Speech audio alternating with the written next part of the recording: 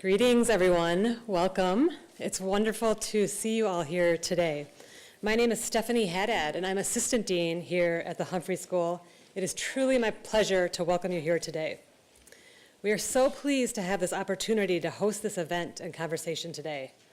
The Humphrey School is fortunate to be located in the Cedar Riverside neighborhood of Minneapolis, a neighborhood with a rich history of welcoming and being home to new immigrant communities. What an inspiring journey and career that has led Minister Ahmed Hussein to his current role as Canada's Minister of Immigration, Refugees, and Citizenship. We are eager to hear from Minister Hussein about the approach and policies of our northern neighbor to add perspective and insight to the dialogue and policy direction around immigration happening in this country and around the world. I would like to take this opportunity to thank the partnering organizations who have made this event possible, the Canadian Consulate General's Office and Global Minnesota. And I would like to acknowledge a couple people in the room here today, Canadian Consul General Paul Connors,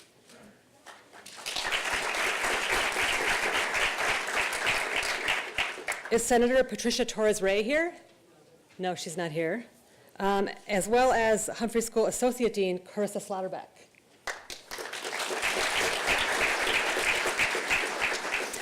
I've been asked to remind everyone that this event is being recorded, and I wanted to make a friendly request that you check and turn off your cell phones. Also, I wanted to let you know that staff will be walking around throughout the talk to collect questions on note cards. If you weren't able to get a pen or pencil or note card on the way in today, we'll also be handing out note cards and pencils. So feel free to jot your questions down, and we'll be collecting those. So I'd now like to welcome Carol Ingebrigtsen-Byrne from Global Minnesota to the podium. Carol will introduce our guest of honor. Thank you so much.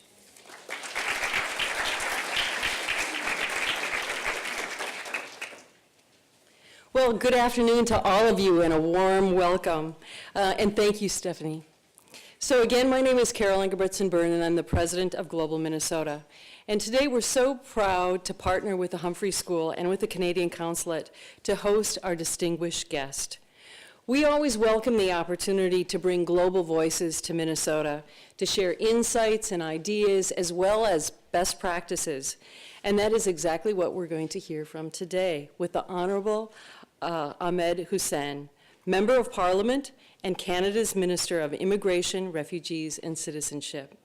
He's a lawyer and a social activist with a proven track record of leadership and community empowerment.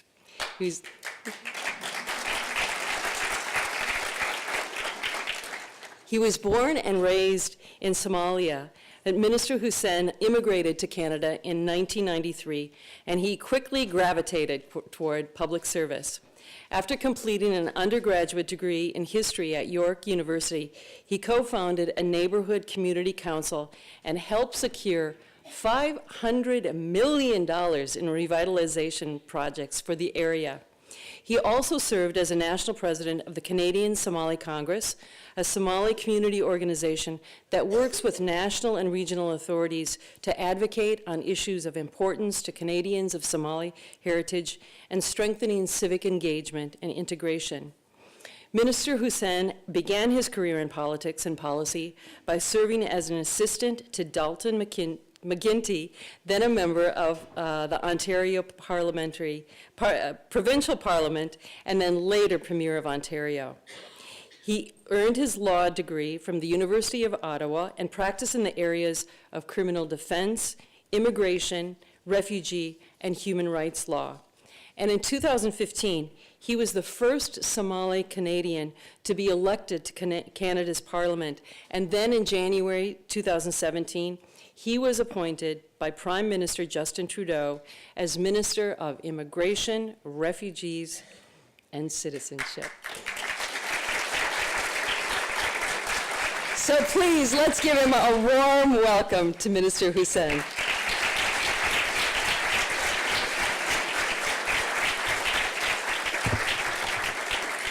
Thank you very much for that kind welcome. As you were reading my bio, I was thinking, boy, I've been very busy the last number of years. It's really a great honor to join all of you here today. I want to really thank sincerely the Humphrey School of Public Affairs and Global Minnesota for organizing this important event. I'd also like to thank members of the Minneapolis-St. Paul community for your interest in this event, and the UMN students and faculty for coming out on this last day of the fall semester. My impressions of Minnesota has always been a place of welcome, a place that embraces diversity, a place of inclusion, but also equally importantly, a place where you're open to learning from others and to sharing your best practices with others. So today I speak to you as the immigration minister of a country whose history has literally been shaped by generations of newcomers. But I also speak to you as someone whose own life has been shaped by the experience of immigration, the good, the bad, and the ugly. I originally arrived, as has been mentioned, in Canada as a 16-year-old, and I still vividly remember the struggle of settlement and integration, everything from figuring out how to adapt to the weather, being from a tropical country. I know many of you will identify with that. 25 years later, I still can't get used to the Canadian winter. But I'm sure you also experience the welcome as a newcomer that you get from the local community that embraces you, that helps you navigate your new life.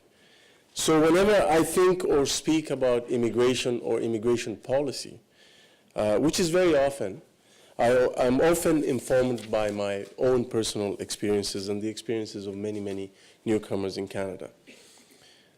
So I'm fortunate to be someone for whom the long-term opportunities of being welcomed in Canadian society far outweigh the real challenges that I faced as a newcomer. And I'll always be eternally grateful for the welcome and embrace that I received from Canadians, which has brought me everything that I cherish today. I didn't know much about Canada before I arrived, and I could have ended up anywhere in that vast country, but for a number of reasons, I ended up in Toronto, Canada's largest city. Canada is a vast country. It's the second largest country in terms of land mass, but we only have 1/10 of the population of the United States. That being said, the city of Toronto has a larger population than every single American city except New York and Los Angeles. And many people here in Minnesota probably know that know of Toronto because of our professional hockey, baseball, and basketball teams. And in fact, I'm told that the Maple Leafs will be playing the Wild next week in St. Paul. And I suspect that I'll be cheering for a different team than most of you. But in addition to that, did you know that Toronto is one of the most diverse cities in the world? More than 50% of Torontonians are members of visible minorities, and about half of us were born in other countries and immigrated to Canada. So in many ways, Toronto was a unique and particularly welcoming place for me to settle as a newcomer to Canada and to build a new life. Today, I'm proud to represent one of Toronto's most diverse neighborhoods, the riding of York Southwestern, as a Canadian Member of Parliament. Canada's Prime Minister, Justin Trudeau, my boss, often says that Canada is strong because of its diversity, not in spite of it. And in a world where people are grappling with how to overcome differences, we embrace differences. And it is more obvious in Canada, especially in places like Toronto. And so in Toronto, as in many cities across Canada, the great diversity of the population has been an extraordinary source of strength and success for the community's social, cultural, and economic well-being. And I've always felt that Toronto and Canada are examples to the world on how different groups can come together, live together, and contribute together to prosperity and social harmony. And Canadians of many diverse origins help our country to thrive economically, not least because they build and strengthen the links between Canada and their home countries. We don't always think of the benefits of immigration in this sense, but it's important to note that the enduring relationships between and among different communities and countries are not only based on diplomatic relationships and formal interactions, but more importantly on people-to-people ties. And that is what immigration and diversity delivers. So strengthening these partnerships, these people-to-people relationships, helps achieve the foreign policy objectives of our countries, serves our mutual security and economic interests, and largely contributes to a more peaceful and prosperous world. So it goes without saying that our diverse communities across Canada help us to maintain the vital links that we need to develop relationships with other countries, including the United States. As well, the millions of Canadians who trace their ancestry back to other countries have made many other enormous contributions to our own country in many areas. And of course, I know that Canada's proud tradition of welcoming and embracing newcomers is something that is shared by Americans and Minnesotans in particular. We know that our societies have both always benefited from new arrivals. And if you examine Canada, for example, since Confederation, we've only been 150 years old. This is a special year we've been celebrating Canada's literally 150th birthday. But if you examine that recent history, you'll see that Canada was literally shaped by waves upon waves of newcomers. And so it is virtually impossible to separate Canada's immigration policy and an immigration story from the story of Canada. The two are inseparable. And so generations of newcomers have come from other places in the world and have helped us shape our country, contributed to our prosperity, our diversity, and our nation's cultural fabric, how we view each other and ourselves. And as I said earlier, I'm proud that I was once one of these newcomers. At the same time, we don't just believe that, that immigration is part of our history. We also strongly believe that immigration is a key to our future success in Canada. It strengthens our country and helps keep Canada globally competitive by spurring innovation, economic growth, and supporting diverse and inclusive communities. It's not just a question of attracting that skilled newcomer who will create jobs. It's also important to create a diverse and welcoming and inclusive community where that talent will feel at home and not choose to go to another country. So immigration will continue in the future to help us ease the great challenges we will have as a country in the next number of years, such as a slowing labor market growth, labor shortages linked to an aging population, a low birth rate, and general skills shortages. These are challenges not just faced by Canada, but by many industrialized Western countries. For example, in the 1970s in Canada, we had 6 working age adults, 6 adults in the workplace to each retiree. By 2012, that number had dwindled to 4 working adults to each retiree, 4 people supporting that retiree. By 2036, which is less than 20 years away, not that far off, that ratio will drop to 2 to 1, 2 working age adults for every retiree. Now, you can either bury your head in the sand and say no immigration, or you can say that's the difference maker. Immigration will make the difference so that those seniors who will rely on our Canadian pension plan, our health care, our social services, our infrastructure, they need the tax base to support those services. And so by having a ratio of 2 to 1 by 2036, without increasing immigration and being ambitious in terms of our immigration policy, that is the way to go, and that is the difference maker with respect to immigration. So we believe that Canada, therefore, is in a position now to leverage what some are calling the immigration advantage, welcoming newcomers with innovative perspectives, entrepreneurial skills, and unique skill sets for particular industries. We believe that Canada stands to gain from immigration as being an economic difference maker, both for our current needs and for our future long-term plans. That is why in November I was very proud to announce a multi-year immigration plan. We used to have annual immigration plans presented by the Minister of Immigration, and for many years provinces, municipalities, employers, businesses used to tell the federal government, immigration is too important to have 1 year offs. We need multi-year planning so that we can know what's coming ahead, and we can plan accordingly. We can provide housing. We can put the settlement services in place. And I fought very hard for a multi-year plan, and I'm proud to say that my colleagues and the Prime Minister and the members of Parliament supported me in putting together a 3-year multi-year plan that is historic not only because it's a multi-year plan, but that it has immigration increases for each of those years for the next 3 years, which will result to 1 million permanent residents in Canada by the year 2020. I'm proud of that fact, and we will continue to be ambitious. And I'll talk about the humanitarian aspect in a second. But 60% of that growth in those numbers will be in the economic immigration plan.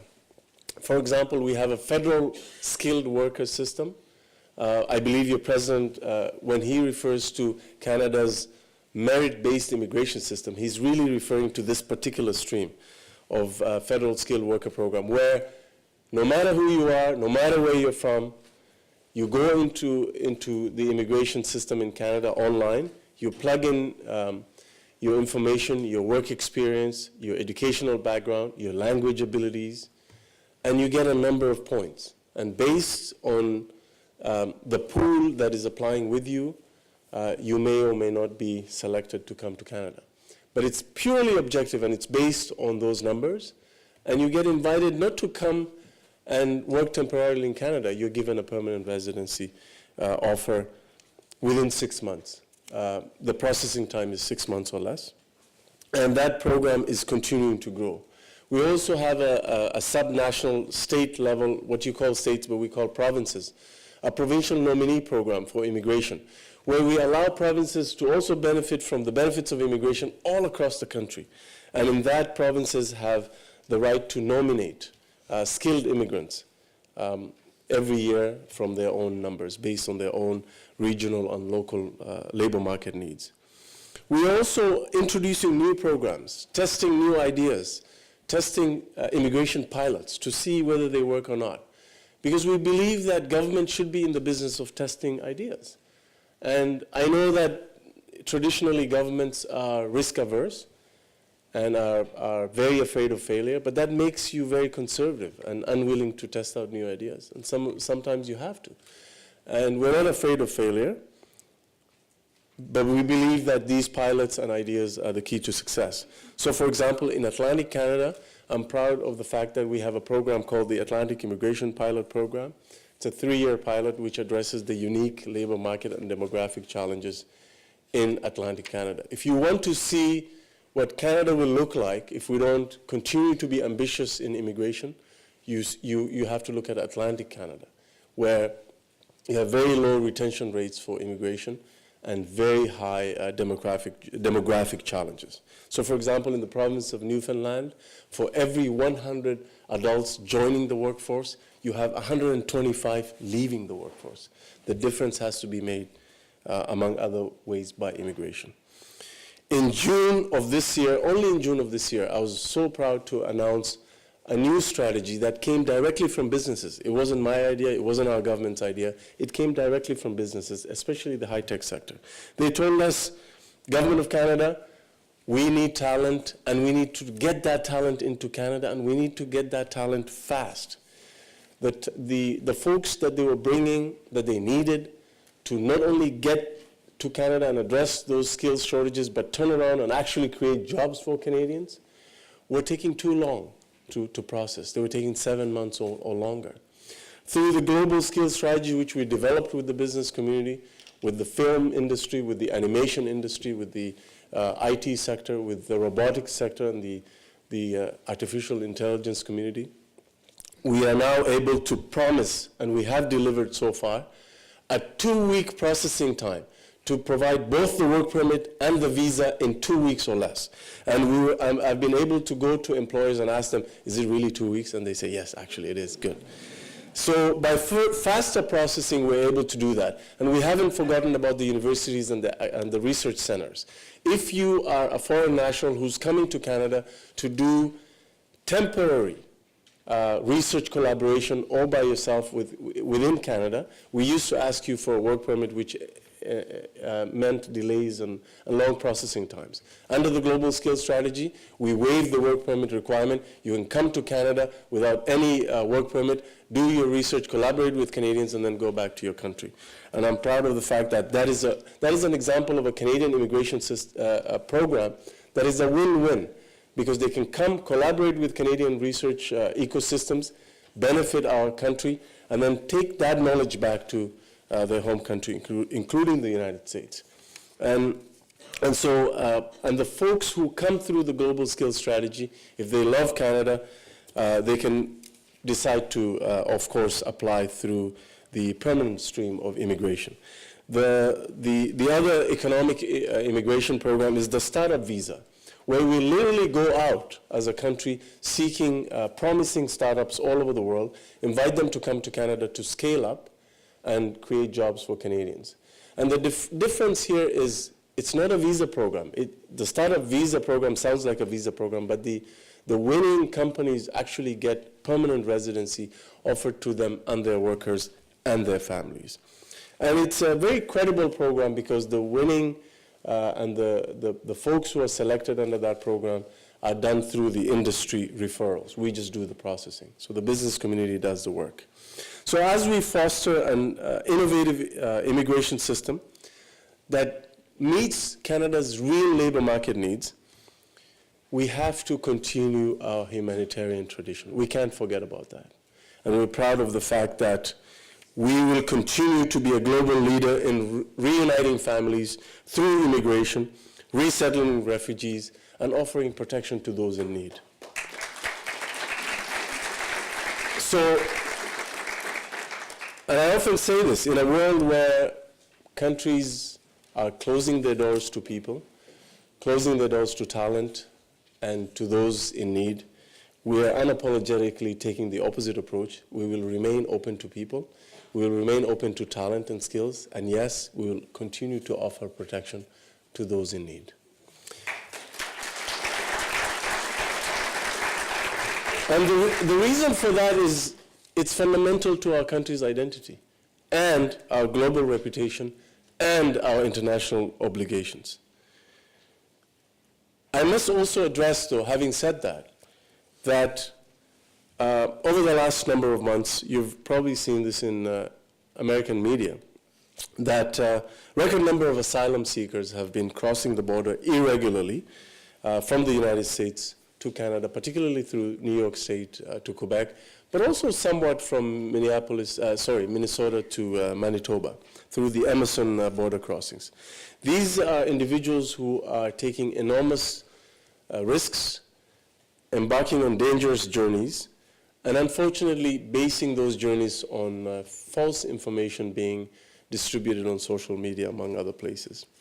And so over the last number of months, myself and other members of Parliament have visited the United States, engaged directly with diaspora communities mainly affected by the TPS policies, and gave them a more fulsome information on both our asylum system, but also our regular immigration programs, to say to them, look, before you embark on this journey, before you uproot yourself, please know that these are Canada's programs. If you cross our border irregularly, you will be intercepted and arrested by Canadian Police Services. You will still get a refugee hearing because we still have international obligations, but having temporary protected status in the United States does not equal automatic acceptance in Canada, as has been relayed to these communities. So what we're saying is we're ambitious to immigration. We'll welcome people, whether they're refugees, family class, or economic, but we're committed to an orderly and legal immigration system where people present themselves at an official port of entry. And of course, this includes genuine refugees who are in need of protection, based on a well-grounded fear of persecution and fleeing from war, persecution, and terrorism. But we can't condone irregular migration, because part of the support for regular migration and an ambitious immigration system that Canadians have is predicated on the understanding that people will present themselves at official ports of entry and that they will apply through the regular channels. So instead, we promote an orderly humanitarian approach to offering refugee protection to people from all over the world. And in that spirit, Canada's private sponsorship of refugee program has already been identified as a model for other countries and really a potential to solve the dilemma of creating more and more resettlement spaces for more and more refugees every year. So through this program that only Canada has so far, other countries are looking into it, groups of 5 Canadians or an organization can sponsor a refugee or a refugee family. This is on top of the government program for refugees. So because we allow ordinary Canadians to absorb the cost of sponsoring refugees, as a country we've been able to resettle 300,000 more refugees through that program than if it was just left to the government. And it's a great program not only because it costs less, but the integration outcomes are so much better. Because suddenly you have 5 new family members who are looking out for you. And they divide the work. One person takes care of registering the kids in school. The other one helps one or both of the spouses to get a job. Another one can help the family register to get health benefits. And we find that even though the legal requirement is for those sponsors to help those refugees for 1 year, those relationships continue for years onwards. The program was started in the 1970s when Canada faced, just like many other countries, including the United States, the Vietnamese boat people and how to absorb those refugees. And after that, it became a regular program in Canada. So as part of the private-sponsored refugees in our Syrian refugee response, 1/3 of the Syrian refugees that were brought and resettled in Canada in 2015 were privately sponsored, for example.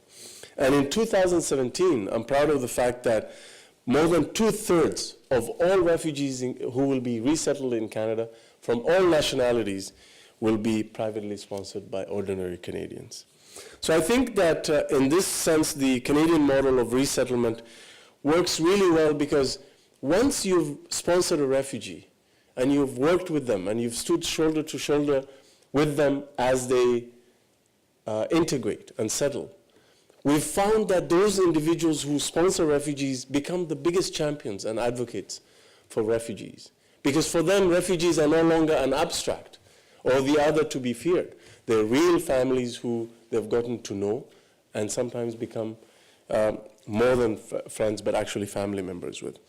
I remember watching a program. The UK has now introduced a small pilot program for private sponsorship of refugees, modeled on the Canadian program, and they learned a lot from Canada. And they produced a video of the first sponsors in the UK of refugees, the first private sponsors, ordinary people like you and me. And they juxtaposed that video with video footage of private sponsors of refugees in Eastern Canada. And apart from the accent, the sentiments were exactly the same. You know, an old lady an older woman in Wales and an older woman in Eastern Canada were both saying, I found new grandchildren that I didn't know that I had. And it's not just a humanitarian aspect. Refugees are real people. They're not monolithic. They're not passive recipients of aid. They're active agents who contribute to our communities. And Prime Minister Trudeau always uses this example, and I use it as well because it's a great example, of a Syrian refugee family, the Haddad family, who were resettled from Syria to a remote community in Canada, in Antigonish, Nova Scotia. They were chocolatiers in Syria. And in less than a year, they restarted their business. They opened a factory in Antigonish called Peace by Chocolate Factory. And they hired a number of Canadians in the first year. And now this year, the second year of settlement, they've announced plans to open a second factory. These are refugees creating jobs for Canadians.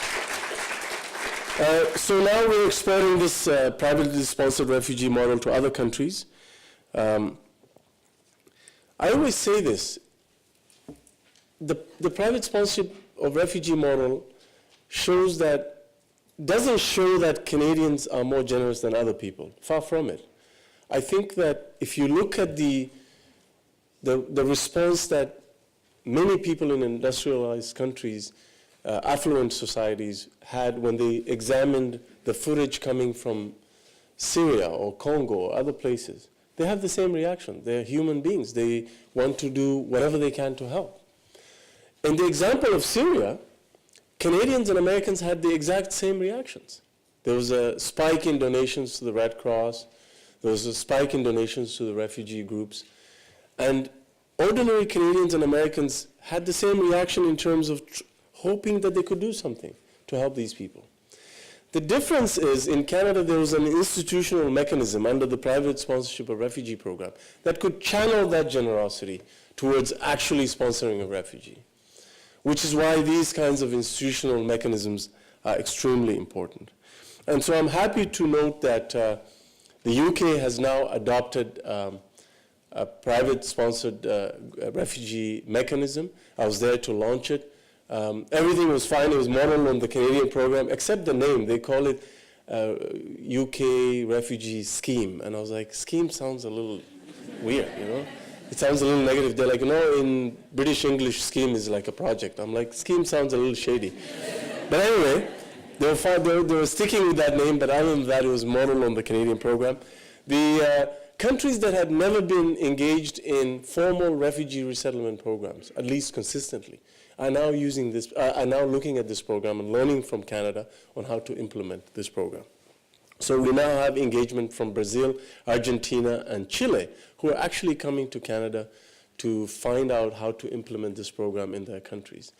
And this is beyond governments. You can export this program directly to civil society. So the Global Refugee Sponsorship Initiative, which is a partnership between the Government of Canada and a number of NGOs and the University of Ottawa, has developed a how-to guide in English, French, Spanish, and Portuguese, and a number of other languages, so that civil society in individual countries can actually engage in refugee resettlement. I know that Australia, New Zealand, Germany, and Sweden are also expressing interest, and Ireland is very, very keen on replicating the UK model, which is based on the Canadian model. But successful settlement and integration of refugees and newcomers is not just based on goodwill and a welcoming nature, even though that's a huge part of it. I can tell you we wouldn't be able to do half of the things we do in Immigration, Refugees, and Citizenship Canada if it wasn't for the generosity and welcoming nature of Canadians. But you also need government to invest. You have to invest in newcomer integration. And yes, those investments are, some would argue that they're expensive, but they pay for themselves hundreds times over. So having said that, for example, this year, my ministry will spend close to $1 billion in settlement and integration services for newcomers and distribute that money to over 500 settlement service organizations across the country. But beyond that, we also rely on contributions in kind and otherwise from municipalities, from civil society, from academia, and from employers. And one thing that the Syrian Refugee Initiative taught us is that there is a deep desire and a hunger and a thirst within the private sector to engage in refugee resettlement. We just scratched the surface. I think there's way more potential there. And I think in that regard, the United States is actually ahead of us in that sense through the efforts of the Chobani Yogurt, setting up the Tent Foundation, the Open Society Foundations. There's a lot of groups who are engaging private sector in the United States on refugee resettlement. I know that the Tent Foundation is coming to Canada to prod us and our private sector to do that. So while I'm committed to doing everything that I can as Minister of Immigration, Refugees, and Citizenship to ensure that Canada's immigration system best serves all Canadians, as well as those who aspire to be Canadian, I know our government can't accomplish this goal without all our partners and without fostering and maintaining confidence in our immigration system, which is why we're against irregular migration. So although Canada is by no means perfect, Canadians tend to have a stronger belief than most that our welcoming attitude towards those in need of protection and those in search of a better life makes our country a better and stronger country. And in Canada, we see immigrants, including refugees, as net contributors to our society. And their successful integration with citizenship as the ultimate goal, as critical to our long-term economic, social, and prosperous future. Canada is one of the few countries in which, whether you came as a refugee or as a family class immigrant or as an economic immigrant, we just assume that one day you'll be a citizen. We don't have classes of immigrants. And Canadians are also notably enthusiastic and eager to participate in the process of settlement and integration. And so we see generation after generation how these newcomers who we invested in have turned around and become very productive members of society. The gratitude, therefore, that I felt as a newcomer to Canadians with respect to the embrace that I got and the services that I received have enabled me to have a sense of determination, and translating that to a determination on my part and on the part of many newcomers to give back to Canada, the country that has given us a second chance, to the best of our abilities and to the best and the rest of our lives. So as Canada's Minister of Immigration, Refugees and Citizenship, I see that same determination in many newcomers in Canada. Whether they came seeking protection, or whether they came seeking a better life, or whether they just came to give a better future for their children. So this only strengthens my conviction that we must do everything that we can to successfully welcome and integrate these newcomers and to give them the same opportunities that I had to contribute to their new country. So, and we find ourselves now in the global context, and this is where I'll end, in a world where more and more people are on the move. The most amount of migration is occurring now since the Second World War. And so more and more people are in search of protection, in search of a better life, and they're moving. And we can't turn our heads away. We must therefore, as no country has all the answers, we must continue our conversations about our respective differences and respective different experiences on immigration and integration. And therefore, while Canada is not perfect, it is very much eager to share its positive experiences on immigration, refugees, and citizenship. And that is why I'm joining you here today. Thank you very much. Merci beaucoup.